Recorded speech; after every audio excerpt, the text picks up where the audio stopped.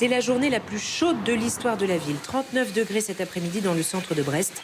Les Bretons n'en reviennent pas. C'est inquiétant quand même, quoi, je trouve. D'habitude, Brest, c'est 70% d'humidité. On va s'hydrater. Le dernier record date de 1949. Il est pulvérisé de plus de 4 degrés. En cuisine, c'est suffocant. Vous voyez, je pense comment je transpire. Là, les biliques sont à 200, 205, 210 degrés. Donc là, je pense qu'il doit faire 45, 50 degrés. Donc j'ai toujours mon petit verre d'eau à côté de moi, parce que là, tenir la journée comme ça risque d'être compliqué.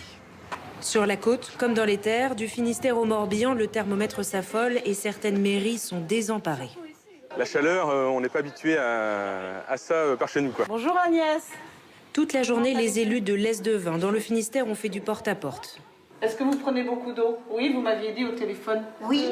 La mairie a fait livrer un frigo en urgence et ouvert une salle municipale pour accueillir les plus fragiles.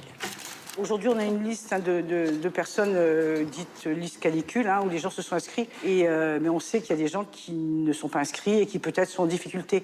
Donc s'il faut, on ira les chercher chez eux. À Rennes, c'est la Croix-Rouge qui se mobilise auprès des sans-abri. Des maraudes spéciales canicule avec grand renfort de bouteilles et de casquettes. Tu connais les points d'eau potable de la ville un petit peu ou... Si des personnes ont de l'eau, de nous apporter. Des casquettes aussi, on avait besoin de casquettes et de crème solaire. Tous les événements sportifs et culturels organisés par la mairie sont annulés. Certains commerçants ont fermé boutique dès le début d'après-midi. La gastronomie bretonne n'est décidément pas compatible avec ces températures. Le Queen Amman, on est sur le gâteau breton par excellence. On est sur beaucoup de beurre, beaucoup de sucre, beaucoup de gourmandise. Plein de choses, on va dire, très sucrées. Peut-être pas le meilleur temps. Une chaleur extrêmement pénible, enfin, pour ceux que nous avons croisés sur les chantiers de la ville. On cherche l'ombre, la fraîcheur et on boit de l'eau. Il est 18h dans le centre-ville de Rennes. Normalement, à cette heure-ci, tout le monde est attablé en terrasse. Mais là, il fait une chaleur écrasante. Il y a un tout petit peu d'air, mais il est chaud. On vient de battre le record historique de 40,5 degrés. Vide, la plus grande ville de Bretagne semble ce soir assommée par la chaleur. Et oui, ça continue encore en ce moment, mais ça ne va pas durer. Cette vague de chaleur, elle traverse le pays vers l'est. Dans la plupart des régions, aujourd'hui, on a cherché la fraîcheur, surtout pour les populations fragiles. Les points d'eau et tous les lieux climatisés ont été pris d'assaut, comme nous le montre Mathieu Desmoulins avec Lorraine Poupon et Zach Agili. Les Lyonnais en mal de fraîcheur surnomment cette fontaine la douche. Et autant dire que cet après-midi, chacun y est resté le plus longtemps possible. Je fais 5 minutes de pause, puis après je rentre 30 minutes, après je refais 5 minutes, après je rentre 30 minutes. À Lyon, où le mercure a atteint les 37 degrés, il n'y a bien que le roi Soleil pour résister à ce cagnard. D'autres habitants plus prévoyants ont privilégié la fraîcheur de cette base nautique. Entre la baignade et les coins d'ombre, on est bien. Être enfermé dans un appartement avec cette chaleur, je préfère être en plein air. L'attrait d'une baignade rafraîchissante face à la canicule. Ces habitants d'Aubervilliers y ont aussi cédé. Exceptionnellement, l'accès à la piscine était gratuit aujourd'hui. On est venu à 13h et on va clôturer la journée ici. En Île-de-France, le thermomètre affichait 37 degrés cet après-midi. Alors au pied de la Tour Eiffel, c'est la ruée sur les jets d'eau. Tandis que ceux qui voulaient rester au sec ont plutôt boudé les terrasses en plein soleil. Il y a beaucoup de personnes qui veulent aller à l'intérieur parce qu'il fait trop chaud en terrasse. Rester à l'intérieur, c'est loin d'être une option pour les plus fragiles. Dans cette EHPAD de Tourcoing, 37 degrés derrière les stores, 8 salles sont climatisées. Et le personnel est aux petits soins. On met des animations en lien avec la température. Donc il y a des collations, des glaces, il y a des rafraîchissements. On va donner beaucoup plus de fruits. Dans l'ouest du pays, c'est une série de records qui ont été battus. 42 degrés à Nantes, par exemple, où chaque coin d'ombre est disputé. Des températures jamais vues qui devraient se déplacer dans l'Hexagone demain. Dans les toutes prochaines heures, la chaleur va encore s'intensifier, rester très forte dans l'ouest. Demain, elle va se décaler vers l'est avec là des températures qui pourront frôler les 40 degrés. Dans l'ouest, à l'inverse, tout au long de la journée, on va voir ces températures dégringoler.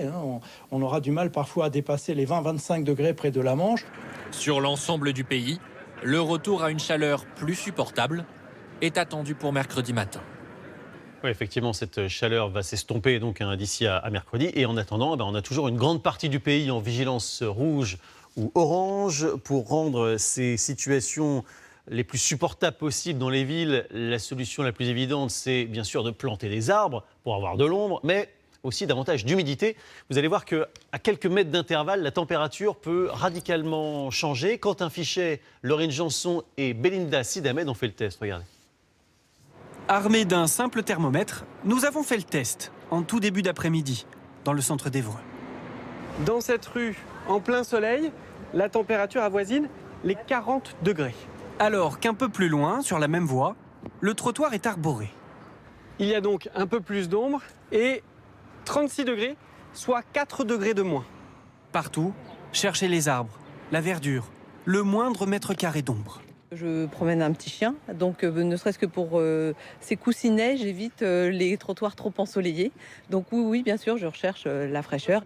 Nous observons aussi un phénomène étonnant. Pour traverser la place de la mairie, bonjour monsieur, tout le monde accélère. Tout de suite envie d'aller à l'ombre, en effet, avec le soleil. Vous évitez ce genre de lieu justement maintenant? Oui, en fait, je passe vite, oui, comme vous avez pu le voir. Et vous allez avoir chaud en tout cas, à cette heure-là, sur cette place. Comment expliquer que planter des arbres en ville apporte de la fraîcheur? D'abord parce qu'ils bloquent les rayons du soleil et créent donc de l'ombre, ce qui empêche le bitume d'absorber la chaleur. Mais surtout, ils transpirent. L'eau puisée par leurs racines est rejetée par les feuilles, sous forme de vapeur d'eau. Jusqu'à 450 litres rejetés par jour pour un gros arbre, l'équivalent de 5 climatiseurs. Alors, au pied de la cathédrale d'Évreux, travaux tout l'été. Pour verdir encore plus le centre-ville, il y aura 3000 nouvelles plantes d'ici fin août. Donc on a de la verveine de Buenos Aires, là ici la tache blanche, on a des goras. La loi ne nous oblige pas à créer des espaces verts dans les espaces minéralisés. Néanmoins, les villes sont contraintes aujourd'hui du fait du climat à créer de plus en plus de massifs. Autrement dit, végétaliser nos villes est devenu crucial et urgent. Les études ont montré que 10% d'arbres en plus, c'était 2 degrés en moins à l'échelle de la ville. Il faut végétaliser partout la ville.